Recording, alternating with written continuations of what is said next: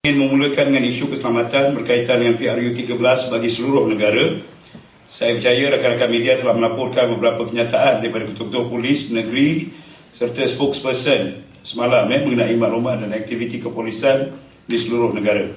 Saya mengucapkan terima kasih kepada penyampaian tersebut kerana ia adalah amat penting kepada orang ramai untuk dikongsi dengan orang ramai dalam suasana demam pilihan raya sekarang.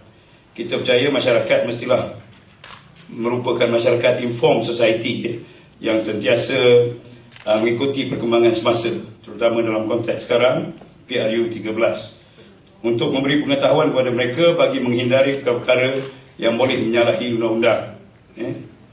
PDRM juga sangat menggalakkan supaya golongan remaja diberi pengetahuan. Saya lihat semalam terdapat laporan akhbar yang menjurus kepada golongan remaja ini untuk diedukatekan secukupnya mengenai politik, terutama dalam tempoh pembubaran parlimen ini, semasa penamaan calon nanti, dalam tempoh berkempen hinggalah ke hari mengundi dan selepasnya pun, mereka supaya tidak terjerumus dalam kegiatan yang berbau jenayah, seperti ugutan jenayah, mendatangkan cedera, fitnah dan sebagainya. Saya katakan perkara ini kerana sekarang pun kita telah melihat bahang demam pilihan raya ini yang semakin hari semakin progressing dan juga boleh melibatkan golongan remaja terutamanya dengan ideologi masing-masing yang kadang-kadang melangkaui batasan undang-undang atau had-had yang ada pada mereka untuk melaksanakan apa-apa agenda masing-masingnya. Kenyataan ini adalah juga merupakan satu peringatan kepada semua golongan kerana apabila ada apa-apa aduan polis dibuat terhadap sesuatu pelakuan dan ianya disiasat dan diklasifikasikan sebagai kesalahan jenayah dan sebagainya, maka individu atau kumpulan tersebut adalah bertanggungan terhadap perbuatan mereka itu. So ini adalah satu peringatan. Dari sudut keselamatan juga, orang ramai dinasihatkan untuk berbincang perkara-perkara yang mendatangkan faedah, manfaat kepada semua. Sekarang kita tahu manifesto telah dikeluarkan oleh parti-parti politik dan perbincangan seharusnya menjurus kepada perbincangan yang substantif mengenai manifesto tersebut dan sebagainya. Bukanlah perbincangan di warung-warung kopi yang hanya untuk mendatangkan suasana ketegangan yang mungkin boleh pula escalating atau bertambah menjadi lebih buruk dan mengakibatkan perlakuan jenayah. Okey, dan kita juga lihat dalam suasana sekarang banyak hate crime, hate speech, character assassination dan sebagainya. Ini perlu dihindarkan oleh semua golongan, politicians, penyokong ataupun orang ramai. Benda-benda begini. Kalau nak berbincang, jangan berbincang pasal hate crime, character assassinations, tapi seperti yang saya katakan, benda-benda yang substantif yang boleh membina diri sendiri dan boleh membina negara dan seterusnya masa depan, kelompok-kelompok yang mempunyai interest terhadap keadaan politik dalam negara.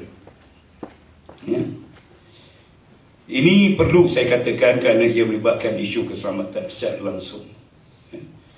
Okey, bagi tempoh 24 jam yang lepas, iaitu laporan bagi 8 April 2013, aktiviti-aktiviti yang berkaitan dengan pilihan raya ke-13 dalam tempoh pembubaran parlimen ini, terdapat 109 ceramah di seluruh negara, 99 perjumpaan parti-parti politik, politicians dengan orang ramai, 13 kempen dan 117 lain-lain kegiatan berkaitan dengan PRU13. Kesemuanya berjumlah 338, iaitu bagi 8 April.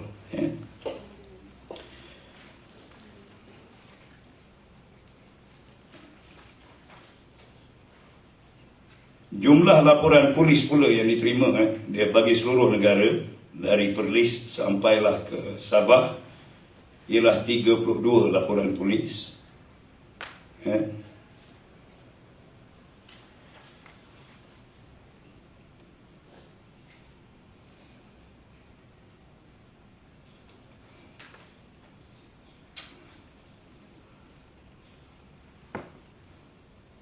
dan elemen-elemen yang terlibat adalah unsur-unsur ini dalam blog dan sebagainya. Dalam pemantauan blog, banyak karakteristik yang berunsur fitnah, hasutan berkenaan dengan keselamatan negara dan ketenteraman awam dan lain-lain hal berkaitan dengan kesemuanya. Hasil pemantauan kita 26.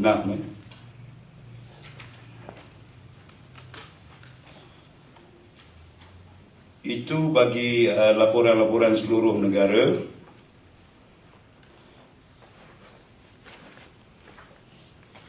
Okey, antara yang menarik semalam, saya suka mengingatkan juga bahawa ceramah pada tempoh ini, ceramah-ceramah adalah tertakluk kepada Akta Perhimpunan Awam 2012. Kita belum lagi masuk kepada Akta Kesalahan Pilihan Raya.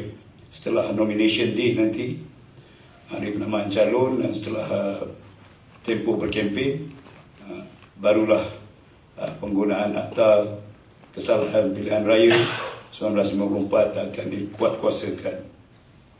Dan berkenaan dengan apa ini, seperti nasihat daripada Ketua Polis Negeri Sembilan semalam, saya lihat laporan beliau, ianya memerlukan permit. So, saya harap semua orang observe fakta itu.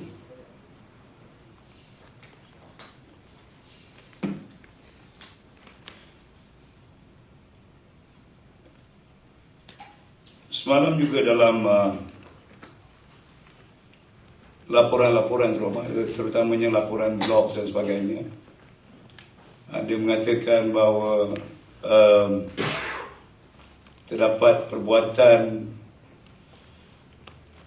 misleading of installation or mounting of banners. Yang itu telah pun ada tangkapan, 4 tangkapan, dan sekarang dalam siasatan polis di Selangor, di Semenyih. Okey, selain daripada itu, saya juga ingin berkongsi dengan tuan-tuan dan puan. Mungkin besok kita akan mendengar taklimat berkenaan dengan hal-hal berkaitan dengan undang-undang sepanjang tempoh PRU, berkaitan undang-undang pilihan raya, daripada yang dihormati Datuk Razali Basri, our legal advisor. Beliau akan memberikan perincian tentang undang-undang dan sebagainya. I think dia akan menjadi satu yang interesting kalau tuan-tuan dan puan dapat mengikutinya, dan juga sebagai makluman kita kepada orang ramai, kepada masyarakat. So, saya rasa itu saja untuk media brief pada hari ini. Saya buka soalan. Tuan cakap tentang apa tadi, clarify sikit Tuan, apa perlukan permit atau tidak? Apa ni kalau tertakluk di bawah Seksyen 91 kalau untuk permohonan biasa.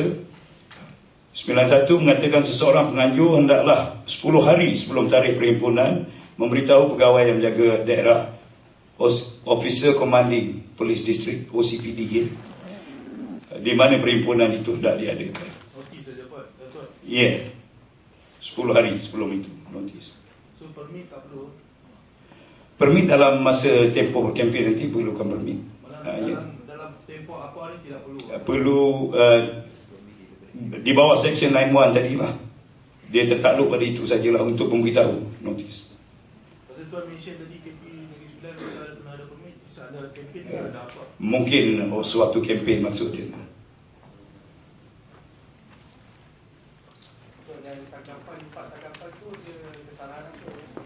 Kesalahan mungkin di bawah Akta Hasutan Seksyen 500. Saya tidak tahu detailnya, tapi kalau ada kemungkinan di bawah kesalahan itulah selalunya. Dia fitnah. Kalau 500 tu fitnah, defamation.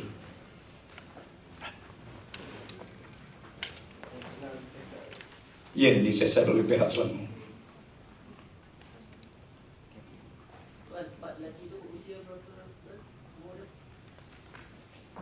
Itu saya kena cek balik.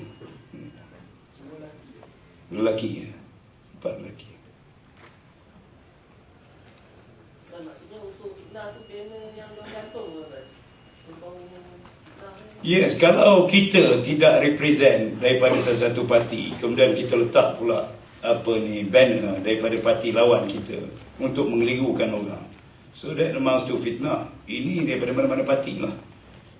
Yang saya kata tadi lah, kalau kita nak berkempen cara yang sihat, yang tidak melibatkan apa-apa tanggungan jenayah.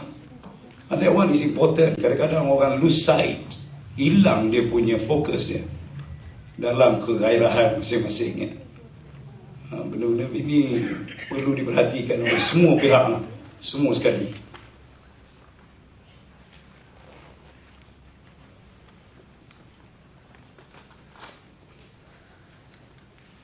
Kalau yang semalam saya ada cek dalam blog-blog dan ada satu info yang mengenai Ops Harimau Belang.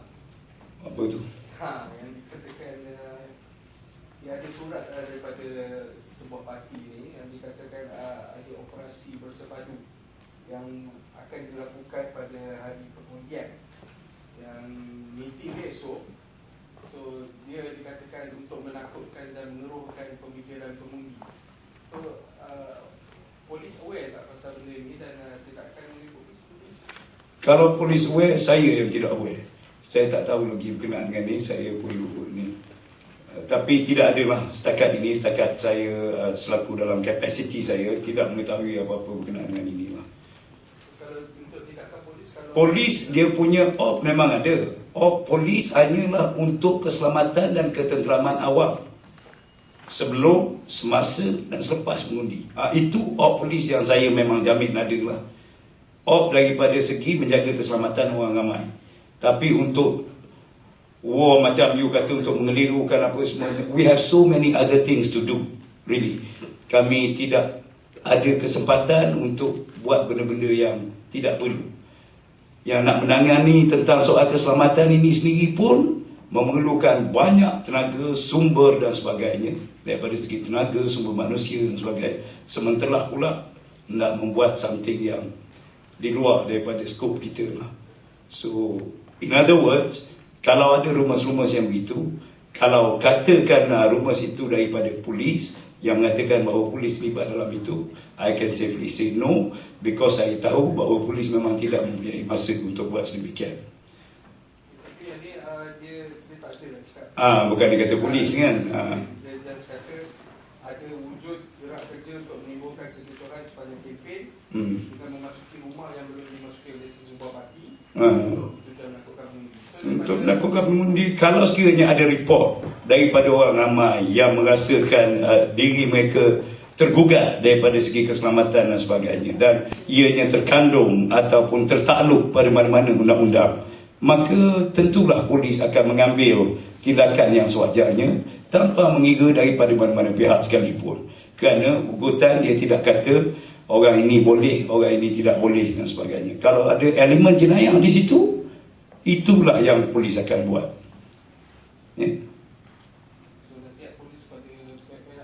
Nasihat polis kepada orang ramai, kepada pihak mana-mana sekalipun, jadikanlah satu suasana dalam PRU 13 ini sebersih mungkin, yang tidak mendatangkan apa-apa mudarat kepada tubuh badan, kepada harta benda dan kepada keadaan ketenteraman orang ramai. Kerana keseluruhan masyarakat Malaysia, kalau kita sekarang ada 28 juta juga inginkan keamanan, inginkan sesuatu yang cukup smooth ataupun licin dalam perjalanan proses demokrasi kita.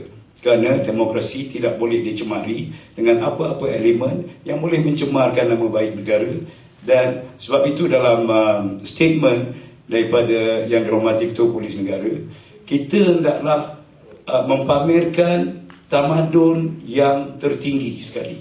That means memang highly civilized punya nature, bukannya mengikut cita rasa masing-masing. Ini terpakai kepada semua ahli-ahli politik, semua penyokong-penyokong dan semua orang ramai.